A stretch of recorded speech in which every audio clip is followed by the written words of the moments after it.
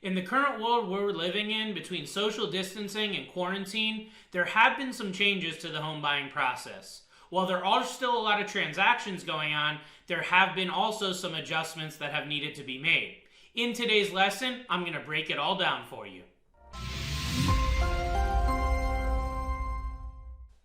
Hey guys, it's Robert Weinberg, and on this channel we empower people to take control of their future through expert mortgage and financial strategies. In this lesson, we're going to talk about some of the changes that have come to the home buying process while we're in this period of social distancing and quarantine. So the first thing is, as far as looking at homes, everyone really used a lot of the online websites to find homes, but now there's a lot more virtual home viewing. So not only pictures, but actually doing virtual tours of the homes. The most technologically advanced and innovative real estate agents and listing agents will be using these virtual home tours to help you actually feel like you're inside the home and be able to move throughout the home if you can't be there physically at the initial time that you're doing the viewing.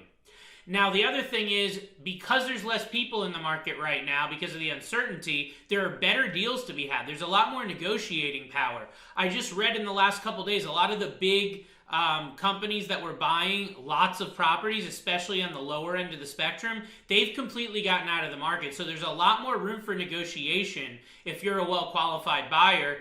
You've got the pick of the litter on properties, especially on the lower end where maybe there was a lot more competition before. You'll find that now you may be one of the only offers, at least in the near term. Now, as far as the mortgage process, while we've always used technology, we're relying on it a lot more right now. I used to have clients come to my office and bring their documents to me from time to time.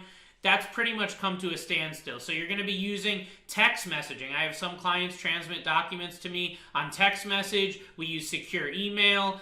Document collection portals like Flowify or Maxwell are really being used a lot more now than before. Just using technology as a whole, whereas before it was possible but optional, now it's becoming a lot more of the norm. The other thing you want to realize is that because a lot of the towns and cities that need to be involved with title searches, there's been some delays lately. I used to get title searches back in just a couple days to a week. There's certain jurisdictions now where these title searches are taking several weeks just because of the backlog and the limited hours or the limited staff that they have depending on the area that you're purchasing a home in. So you want to make sure you're aware of those delays. Now, one of the really positive things that has come out of this is that because appraisals are typically have been required to be full appraisals, exterior and interior, now we're doing a lot more of these exterior-only appraisals, especially on home purchases where the appraiser is not required to go into the property and they just do an exterior inspection from the road or from the front of the house, and they don't need to go in. The other thing is that Fannie Mae and Freddie Mac have really loosened up their criteria for the PIW, or property inspection waivers, we've talked about in some of the other lessons. So we're seeing those come about a lot more often now as well, which definitely speeds up the process and makes it a lot more simple and not have to deal with actually coming into contact with people during the mortgage process.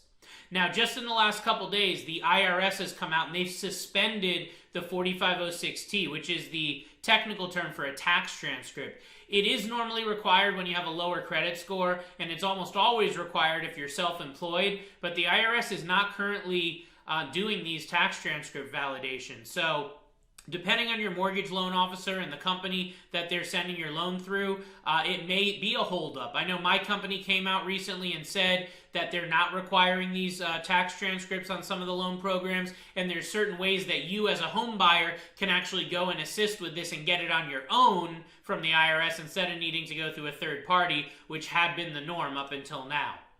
Another huge advent that's happened lately is the electronic closing. So we're doing something called the Hybrid Express e-close, which allows you to sign about 90% of your closing documents using a mobile phone, tablet, or computer, and then you just have to go to sign a couple of the the actual legal recorded documents at the closing. So it takes a closing where it might have used to take 30 minutes to an hour.